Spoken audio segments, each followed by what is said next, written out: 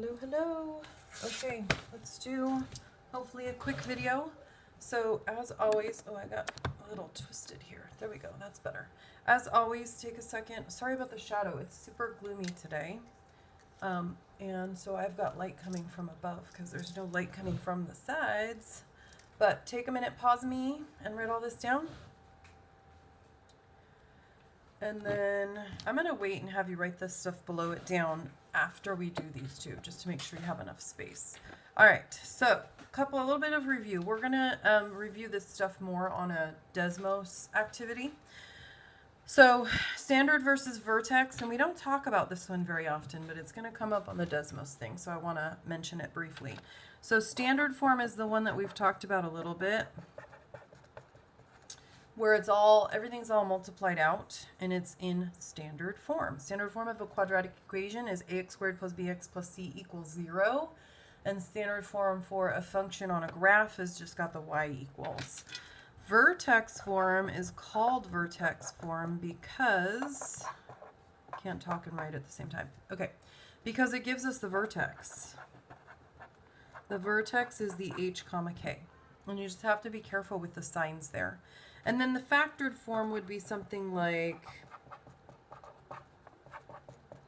that, where the quadratic is factored. That's why it's called factored form. So now I want you to think for a second and tell me why you think this is called intercept form. Pause me. Okay, so how do we find intercepts? Before I answer that question, how do we find intercepts? I'm not going to write this down. I want you guys to write this down. So pause me for a second and remind yourself how we find x and y intercepts. Okay, so x-intercepts we take 0, we put 0 in for y, and y-intercepts we put 0 in for x, right? So this is called intercept form because if I make the y equal to 0, I can easily get the x-intercepts out of this. The x-intercepts would be x equals b and x equals c, or b comma 0 and c comma 0, okay? So specifically, this is giving us the x-intercepts. Now, if I look at either of these, I can figure out the y-intercept. So how did we say we find the y-intercept? We place 0 in for x. If I put a 0 in for x, this whole thing goes away, and this whole thing goes away, and I get y equals c. So the y-intercept I can get from standard form. I put a 0 in for x, I got a c out for y. I can also get it in vertex form. If I put a 0 in for, sorry, I lied. I can't get it from vertex form. Because if I put a 0 in for x, I'm going to end up with h squared times a. That's not going to give me the y-intercept. All right. So I can get the y-intercept from standard form, I can get the x-intercept from factored form or intercept form, and I can get the vertex from vertex form. Okay, so this is probably one of the things when I taught calculus that I wished people had more knowledge about. So I need to graph this parabola, this quadratic equation, and the long way is kind of sucky. So we're going to go through the short way, but I want you to understand why I don't want you to do the long way first. First of all, raise your hand if you remember the equation to find the x-coordinate of the vertex of a parabola. Usually when I do that in class, I get like 1 or 2 people that remember. So the long way is partly sucky because we don't remember the equation, so we can't even get started. The equation is x equals negative b over 2a. And now you're all like, oh yeah, I remember now. I remember now. It doesn't do us any good if we don't remember it though, right? So the b is negative 2. So if I go negative 2 over 2 times the a is 1, right? I get x equals 1.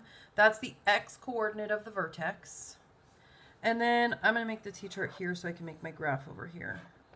I want the vertex to be in the middle of my graph, right? I want that x value to be in the middle. So I'm going to put the 1 in the middle of my chart. And then I'm going to go like a little lower. Take a step lower, take a step higher, okay? And then I'm going to start plugging stuff in. I'm just going to start with the 0 because I'm just warming up my brain this morning and I want to start with something easy. If I plug a 0 in here, I get a -3. Let's put it in the wrong spot. So take a minute and fill in the rest of these t-chart values. Pause me. Okay, if I plug in a 1, I get 1 minus 2 minus 3, right? So -4. Hopefully you remembered symmetry. Because these x values are all one step apart, I'm not doing weird intervals like +1, +2, +4, +7. They're all equally spaced. This x value should have the same y value as this x value because of symmetry on the graph. We can look at that in a minute. So now I get to decide, do I want to plug in 3 or -1? I'm not good with negatives and it's early in the morning, so I'm going to choose to plug in 3. If I plug in a 3, I get what? 9 minus 6, that's 3, minus 3, so 0. Okay? And then now I can go graph. Let's see, I got some negative y values and I've got negative and positive x values. So I got to go to -1 and then up to 3. And then I've got to go down to -4. And then I'm just going to plot the points. If you want to be extra careful, don't use the symmetry if you're not sure of your math. I would rather you do that than use a calculator. Another way I can confirm is I see that the A is equal to 1. The A tells me, let me grab a fine point. Well, let me connect my dots first. The A is always going to tell me if I go over 1 from the vertex, how much do I go up? That is, oh, that's not working. Let me try a different. That's probably the one that bled all over my couch. Don't leave open pens on your couch. Lesson learned. Okay, so if I go, it's always over 1. Always, always, always in a parabola. If I go over 1, then the up to get to the next point is always the A value, where this is the A right here. Okay? All right. I hate t-charts with a passion. I hate t-charts. So, short way. It requires a little more brain power, but it is shorter. Okay? I'm going to complete the square. Oh, everybody's favorite thing. You heard complete the square and you instantly clammed up. Okay, I'm leaving that space on purpose. Remember, with completing the square, we take the b, we divide it by 2 and square it. And first dividing by 2 gives me -1, and then squaring gives me 1, right? PEMDAS, I got to do the parentheses first. So I'm going to add 1. Normally, we would add 1 to both sides. But I don't want to have a +1 over here with the y, right? So instead of having a +1, I'm going to put a -1 to balance out my equation. What did I just do here? Absolutely nothing. You're like, why did you just make us do that and then say we did nothing? Okay, first of all, I want you guys to agree. I did nothing to this side. I added 0. Right? We agree with that? Now, why do I want to do that? That sounds so weird. Okay, let me show you. Completing the square is called completing the square because every single time you should end up with a quadratic that factors to a perfect square. And you do. Okay? So that +1 helps me get this to be a perfect square. X minus 1 squared. And then now I'm going to combine like terms right here, and that's going to be a -4. Now look, use the vertex form to extract the vertex. The h comma k. The h comes after the minus sign, that's a 1. The k comes after a plus sign, that's a -4. Look at that, matches this vertex right here, right? So I can see if the question asked me for the vertex, which it doesn't, I can see that the vertex is 1, -4. Now, here's where I just think this is so much nicer. Graphing this, I can see that this is a shift right of 1 unit and down 4 units, and then I'm done. So all I have to do is remember my original parabola points that we memorized way back when. Those are my 3 original parabola points. I'm going to take each one and shift right 1. So I'm going to start with the vertex, right 1 and down 4. And lo and behold, that matches what I said it should be, and it also matches what's on this graph. So I've shifted the vertex. I'm going to get rid of that. Right 1 and down 4. I'm going to get rid of that. Right 1 and down 4. I'm going to get rid of that. And look, I have those same 3 points. Personally, I think this is a lot easier. I will be asking you to complete the square on a quiz or a test. I will be asking you to go from standard form into vertex form by completing the square. Okay, so you do need to practice this on some of the homework tonight. All right, last one. Take a second and copy that down. Pause me.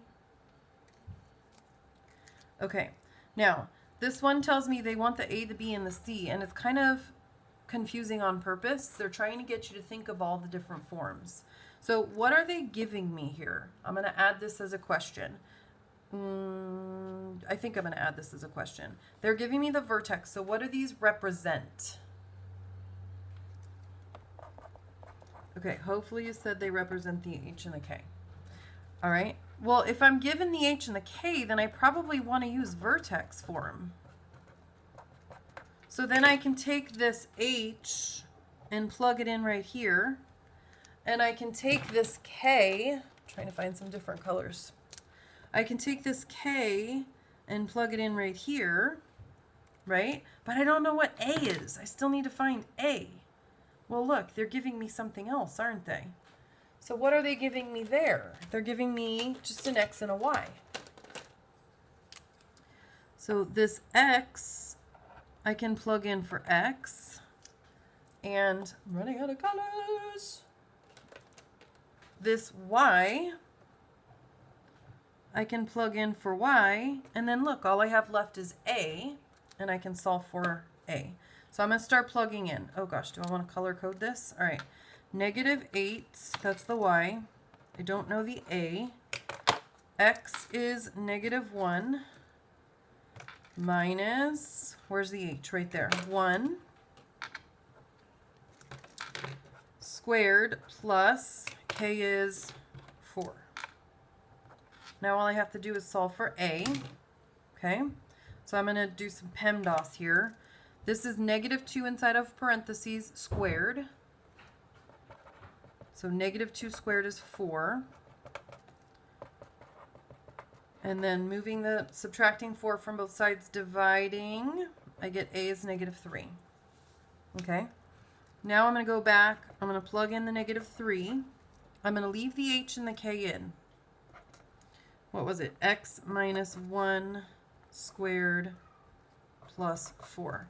I'm leaving the H and the K in because I need it to look like this to be able to find the A, the B, and the C. So all I want is my Y and my X. Y and X. And that's what I have here. So I'm going to foil. Foiling that out. I'm going to distribute. And I'm going to combine like terms. Now I can see I already had the A, but I can confirm it's A equals -3. So A equals -3, B equals 6, and C equals 1. Alrighty. Ooh, 14 minutes. Doing all right.